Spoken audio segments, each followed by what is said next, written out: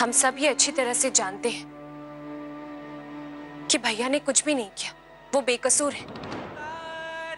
और उन्हें बेकसूर साबित करने के लिए हमें असली गुनहगार को जल्द से जल्द सामने लाना ही होगा। यकीनन वो औरत झूठ बोल रही है और इस झूठ के पीछे उसका क्या मकसद है, इसी का हमें पता लगाना होगा।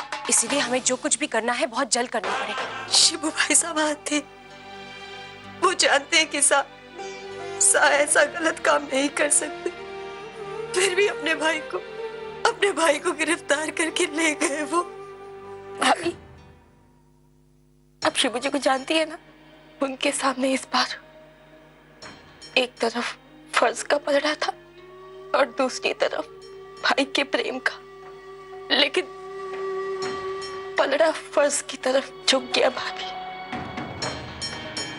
लेकिन आपको भाई के प्रेम पर विश्वास है ना, तो विश्वास रखिए, शिबू जी भैया को कुछ नहीं होने देंगे, सही सलामत जल्दी वापस ले आएंगे। और भाभी, ये एक पुलिस अफसर का नहीं,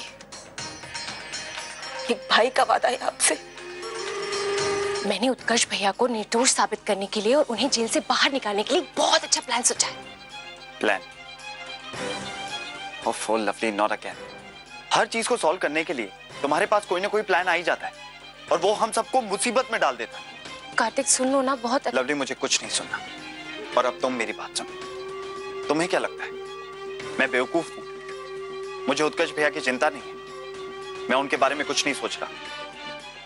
अरे लवली, शहर का सबसे बड़ा वकील हायर किया है मैंने उनके लिए, और वो जो वकील है ना, वो कोई ना कोई रास्ता जरूर निकाल लेगा।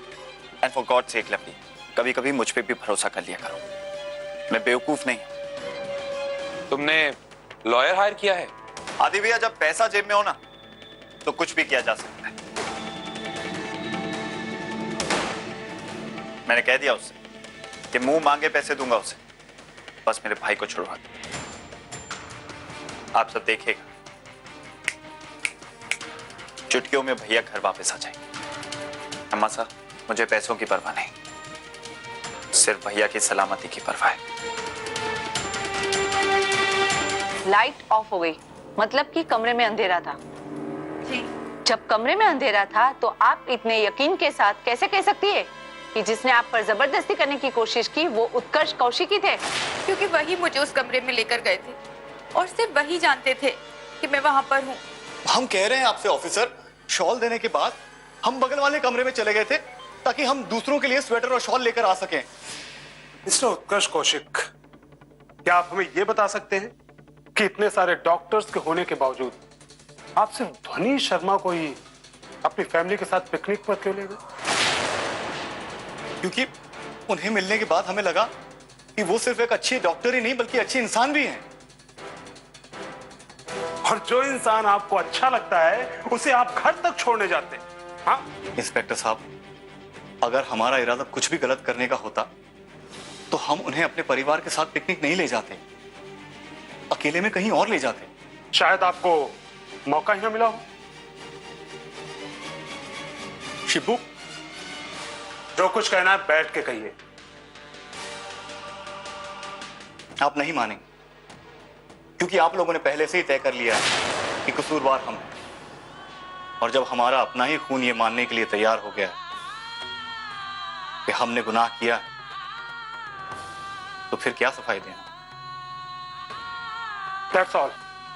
मुझे जितना पूछना था मैंने पूछ लिया।